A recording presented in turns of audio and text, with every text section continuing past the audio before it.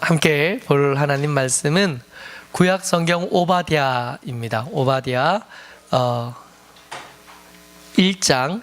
오바댜 성경은 1장밖에 없어서 3절, 4절 그러면 되는데 그래도 1장 3절, 4절, 2절만 같이 보도록 하겠습니다. 구약 성경 1285페이지에 오바댜, 이름도 어려운 것이 찾기도 어려워요. 한 장밖에 없어서 이게 넘어가면 금방 넘어가요. 오바댜, 네, 옵에 있습니다. 옵, 예. 옵에도 있지만 앞에도 있으니까 앞에 것 보고 읽을게요. 시작. 너의 마음의 교만이 너를 속였도다.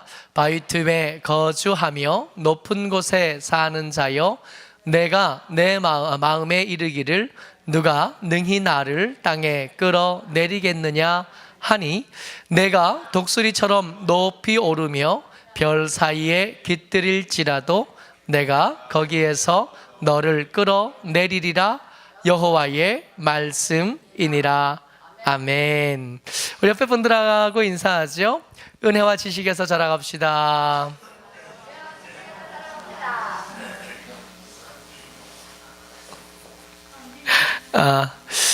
오바댜 성경은 하나님께서 에돔에게 대하여 예언하신 말씀입니다. 근데 에돔이면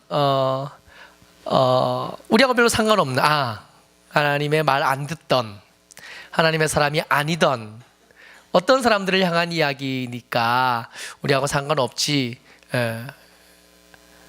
하는 생각을 혹시 하겠으나, 그 내용을 읽어보면 에돔이나 우리 오전에 나눈 말씀처럼 도나 개나 50보나 100보나 까마귀가 까만 거나 까만 돼지가 까만 거나 똥 묻은 개나 겨 묻은 개나 마찬가지 아닐까 하는 생각을 합니다.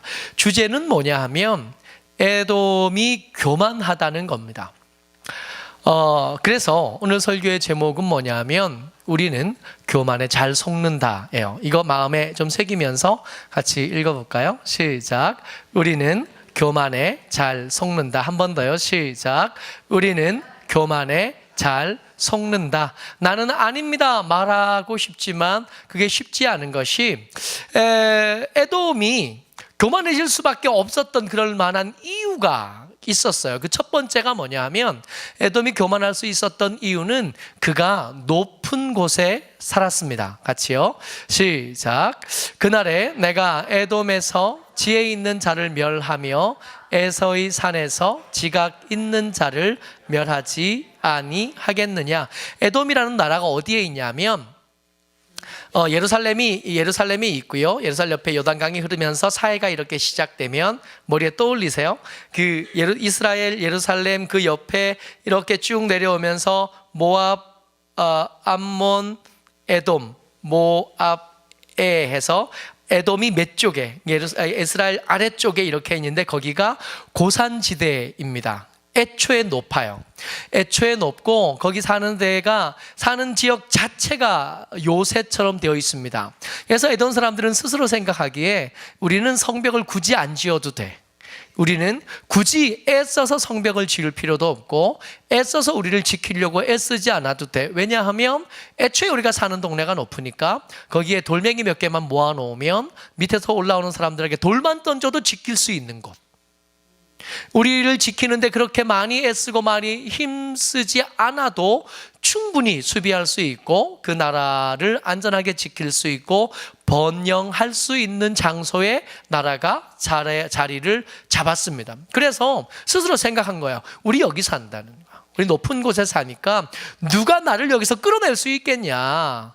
그러고 하나님 앞에 살았던 거예요.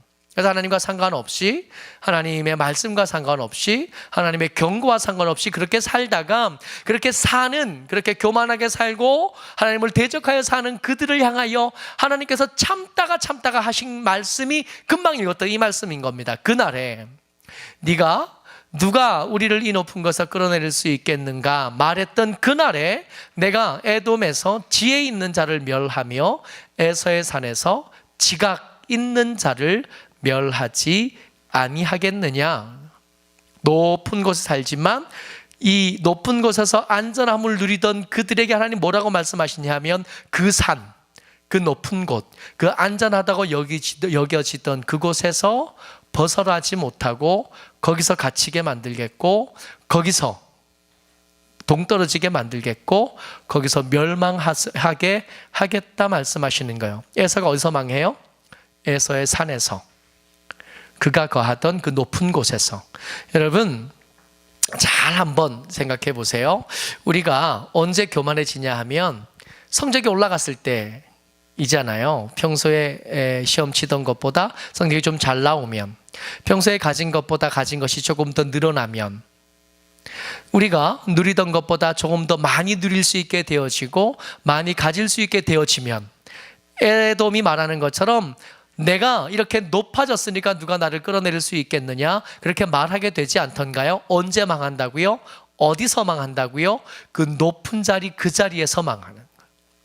높이 올라간 그 자리가 그렇게 나를 드러내고 나를 자랑하고 나를 아름답게 해 놓을 수 있을 거라고 여겼던 그 자리가 에돔의 무덤이 된 겁니다. 또 하나, 교만할 수밖에 없었던, 에돔이 교만할 수 있었던 이유 또 하나가 뭐냐 하면 에돔에게는 친구가 많아요. 수많은 사람들이 에돔과 찾아와서 그에게 손을 내밀고 그와 동맹하기를 원하고 그와 함께 하기를 원했습니다. 그래서 에돔은 그 중에 몇몇을 골랐죠. 그 중에 몇몇을 골라서 가치가 있는 사람, 힘 있는 사람, 도움이 될 만한 사람, 능력 있는 사람들을 골라서 그들 옆에 뒀습니다. 혼자서도 높은 곳에 살아서 충분히 강했는데 이제 그의 주변에 연합할 수 있는 사람까지 생겼으니까 오죽 강해졌을까요? 하나님께서 그 교만한 그 마음들과 그 상황을 무너뜨리기 시작하는데, 같이요, 시작. 너와 약조한 모든 자들이 다 너를 쫓아 변경에 이르게 하며. 약조했던 그들이요. 지금 이 에돔이 멸망하기 시작하니까 제일 먼저 찾아온 이가 누구냐 하면 동맹을 맺었던, 우리가 위기에 처하면 같이 싸워주겠다고 말했던, 내가 어려워질 때 손 내밀어 주겠다고 말했던 그것들이 제일 먼저 찾아온 거예요. 찾아와서 벽이 되고 힘이 되고 방패가 된 게 아니라 뭐라 그랬어요? 너를 내쫓아낸 거예요. 그 요새가 된 높은 자리에서 밀어내서 어디로 갔어요? 변경에, 중심에 있었는데 변두리로 쫓겨나게 만든 것들 누구라고요?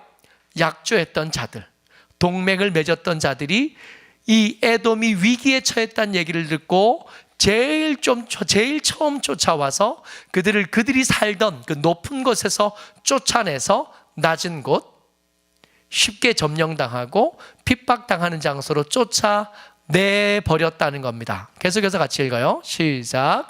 너와 화목하던 자들이 너를 속여 이기며 내 먹을 것을 먹는 자들이 내 아래에 함정을 파니. 두 종류의 사람이 더 등장하는데, 너와 화목하던 사람들, 같이 잘 지내고 교류하고 그렇게 평안하게 지내던 사람들이 사실은 그 웃는 낯이 아니었던 거예요. 애초에 저들은 그 속에 이리에 송곳니를 숨겨두고 있었던 겁니다. 그래서 그 속이려고 준비했던 것들을 드러냈어요. 변방으로 쫓겨난 그들에게 그 송곳니를 드러내고 그 남은 것들을 약탈해 가기 시작하는 겁니다. 내 먹을 것을 먹는 자들이 내 덕을 보고 함께 음식을 나누고 도움을 얻던 이들이 어떻게 했어요? 그 발 밑에 같이 음식을 먹던 그 자리 옆에다가 함정을 파둔 거예요. 여러분 잘 생각해 보세요. 누구 얘기예요? 우리 얘기 아닌가요? 우리하고 화목하게 지내던 사람들, 우리하고 약속했던 사람들, 우리가 돕고 음식을 나눠주던 사람들, 그 사람들이 우리가 있던 높은 곳에서 쫓아내버렸고 우리를 속여왔었고 같이 음식을 나누던 그 옆자리에 함정을 파서 우리 등을 떠밀고 있었던 거예요. 이런 것들을 의지하는 자들을 하나님 어떻게 만드셨냐 하면 1장 7절 마지막 부분에 이렇게 써 있어요. 내 마음에 지각이 없음이로다. 이 지각이라는 단어가 분별력, 이성, 이해력, 지혜. 여러분 이거 없으면 사람인가요? 짐승인가요? 다시 한번요. 이 지각, 내 마음에 이런 것들을 의지했던, 내와 약속한 자들이 많아서 교만해졌던 너와 화목하게 지내던 사람들이 많아서 교만해졌던 너와 음식을 나누는 사람들이 많아서 그것을 이유 삼아서 교만해졌던 그것들이 정작 위기에 처하고 나니까 약조했던 자들이 제일 먼저 칼 들고 덤비고, 화목하게 지냈던 사람들이 멱살 잡고 늘어지고, 내 상에서 같이 음식을 먹던 사람들이 내게 함정을 파고 덤비더라는 거예요. 이런 것들을 의지하던 자들을 뭐라고 부르냐 하면 내 마음에 지각이 없었기 때문에 그런 거라는 겁니다. 이 지각이 무슨 뜻이냐고요? 분별력, 이해력, 이성 없으면 짐승이잖아요. 이게 똥인지 된장인지 모르면 사람 아닌 거 아니에요? 마치 짐승처럼 산 거예요. 짐승이 어디 가서 사냥을 한 겁니다. 먹을 걸 잔뜩 잡아가지고 왔어요. 너무 다 하지. 그것만 있으면 충분하니까. 내 눈앞에 먹을 것만 있으면 그것으로 전부가 다 된 거예요. 모자랄 것 하나도 없어요. 그것으로 나는 교만해진 거죠. 그 잡아온 물소 위에 앞발 올리고 크게 한번 으르렁거리고 나면 세상이 다 내 것 같지. 그렇게 사는 짐승과 뭐가 다르겠는가 말입니다. 여러분들 생각보다 더 자주 일어나는 일이 있어요. 생각보다 우리가 더 자주 경험하게 되는 일입니다. 약점과 단점이 역전되는 일들이 생각보다 살아가다 보면 더 자주 경험하게 돼요. 제가 이 부산 청운교회에 설교한 게 지금 딱 7년 됐어요. 7년 전 2월 3일 날 주일날 처음 설교를 했는데, 2월 3일 날 설교했으니까 1월 마지막 주에는 이제 이전 섬기던 교회에 있었을 거 아니에요. 7년하고 한 달을 거기 그 교회에 있었는데, 이제 인사 다 하고 인수인계 다 하고 그냥 인사하는 날이 됐어요. 그 전날부터, 그 전전날, 금요일, 토요일, 주일 이때쯤부터 눈이 아프기 시작한 겁니다. 눈이 충혈되기 시작하고, 눈이 붓기 시작하고, 눈물이 끊임없이 흘러요. 그래서 속으로 인사하고 이제 마지막 인사하고 가야 되는데, 눈이 이래서 참 그렇다. 부산 내려가서 왔으니까 인사해야 되는데 눈이 시뻘게 가지고 인사하기가 참 민망하다. 하나님 왜 하필 이렇게 예민한 때에 이렇게 눈 아프게 눈병이 와가지고, 그때 눈병인지도 몰랐어요. 그냥 눈이 빨개지고 눈물이 나니까 그런 줄만 알았지. 주일날 아침에 이제 7시 반 예배부터 인사를 3번 인사를 해야 되는데, 난 예배 3번에 인사를 해야 되는데, 인사를 하려고 앞에 이제 나가는 거예요. 임병열 목사가 이제까지 있어야다가 다음 주부터는 부산에 가서 사역하게 됩니다. 그리고 앞에 나가는데 제가 눈이 빨개가지고 눈물이 줄줄 흘리면서 나가잖아요. 인사를 시키다가 목사님이 그 눈물을 흘리는 제 모습에 은혜를 받으셔가지고, 이 영상 보실라. 우리 목사가 그동안 얼마나 열심히 일하고 이게 헤어지는 게 아쉬워서 이렇게 운다고, 내가 꼭 후원하고 지원하겠다고 여러분들 많이 기도해 주시라고. 난 눈병이 나가지고 눈물이 계속 나. 이게 참는다고 참아지는 눈물이 아니라 끊임없이 눈물이 나니까. 이게 물론 감동이 있었죠. 감동이 있어가지고 이게 헤어지는 게 아쉽고 이게 안타깝고 또 다 못한 게 마음에 참 걸림이 있어가지고 울기도 했지만, 마침 또 눈병이, 여러분 이런 일들 꽤 자주 있지 않아요? 잘못되는 건 줄 알았잖아요. 잘못한 건 줄 알았잖아요. 잘못한 건 줄 알았고 잘못된 건 줄 알았는데, 그때 당시 그것 때문에 가슴 아팠고 힘들었고 아쉬웠고 미안했었는데, 시간이 좀 지나고 나니까 이게 상황이 바뀌는 것들 꽤 자주 경험해 보지 않았어요? 압살롬이 다윗의 아들 중에 제일 잘생긴 아들입니다. 압살롬에 대해서 성경은 이렇게 말해요. 같이 읽습니다. 시작. 온 이스라엘 가운데에서 압살롬 같이 아름다움으로 크게 칭찬받는 자가 없었으니 그는 발바닥부터 정수리까지 흠이 없습니다. 다윗 때는 다윗이 키가 작은 것과 어릴 때부터 일한 것들 때문에 항상 사울과 비교되어만 했었습니다. 다윗은 아직 어리니까 키가 작았는데 장사하고 난 뒤엔 다윗이 키가 작다는 표현이 한 번도 없거든요. 근데 사울은 사람들 앞에 나서고 하나님 앞에 나설 때 이미 그때 다른 사람들보다 머리 하나가 더 컸어요. 머리 하나가 더 크면 한 30cm쯤 더 큰 거 아니에요? 키가 한 2m에 가까운 겁니다. 그 키가 한 2m쯤 되는 당당한 체구를 가진 그 이전 왕에 비해서 다윗은 항상 비교 하위에 시달려야 됐었는데 하나님께서 그 아쉽고 그 비교 하위에 시달리는 그 마음을 위로하기 위해서 그 아들 중에 하나를 탁월한 아이로 만들어내신 거예요. 얼마나 예쁜지, 얼마나 잘생겼는지. 성경에 남자를 향한 최선의 칭찬이에요. 외모를 향해서는. 압살롬 같이 아름다움으로 크게 칭찬받는 자가 없었대요. 어디부터 아름다웠냐 하면 발바닥부터 아름다웠대. 그냥 하는 말이 아니라고요. 제가 이 말씀을 읽으면서 크게 감동이 되는 게 옛날에는 없던 감동이 있더라고요. 발바닥부터 정수리 끝까지 아름다운데 이 다음 절에 뭐라고 기록하냐 하면 이 다음 절 말씀을 우리나라 성경 그냥 우리 개역 개정으로 성경이 이게 감동이 덜해. 이 메시지 성경으로 제가 써왔습니다. 같이 읽어요. 시작. 머리숱이 아주 많아서 봄이면 늘 짧게 깎았는데 머리를 깎고 나면 머리털의 무게가 1kg이 넘었다. 여러분, 제가 금년부터 파마를 시작했잖아요. 왜요?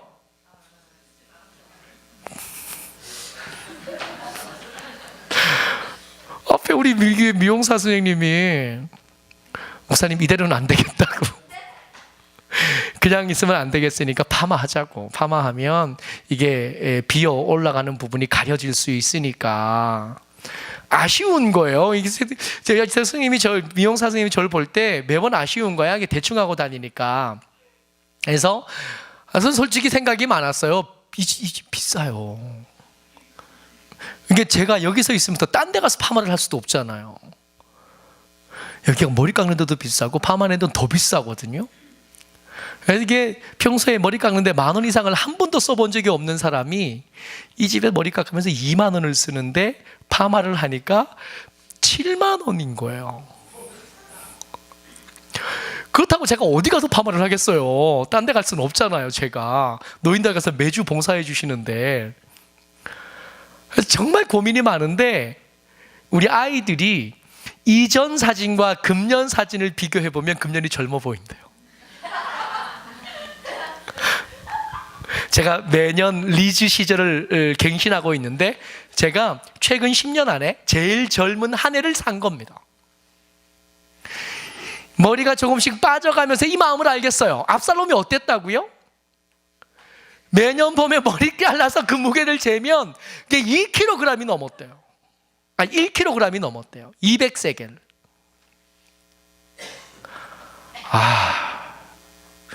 여러분, 이거 발명해내면 절대로 망하지 않을 최선의 아이템이 뭐냐면 발모제예요. 발모제. 이탈리아의 그 잘생긴 사람들의 최대의 약점이 뭐냐면 40 넘어서 50 이르면 80%가 대머리가 된다는 거 아니에요. 그 잘생긴 사람들이, 그 이탈리아의 그 잘생긴 사람들이. 그래서 로마 군단병의 투구는 항상 머리 위에 빨간 숱이 이만큼 달려 있습니다. 자기의 컴플렉스를 가리려고 그렇게 옛날부터. 압살롬 어떤 사람이었다고요? 매년 머리털 깎으면 그게 1kg이 넘는. 진짜 좋았겠다. 예전에는 이 말씀 읽으면 그게 뭐 좋나 그랬는데 이제는 알겠어요. 이게 좋은 거구나. 이게 진짜 좋은 거구나 이게. 근데요. 그런데 이거 앞에 보세요. 앞에 보세요. 이게 보지 말고 앞에 보세요. 전사님이 지금 예민해 하시는데 뒤에도 보지 말고 앞에 보고, 이 압살롬이요. 그 압살롬이 어떻게 죽냐 하면 같이 읽습니다. 시작.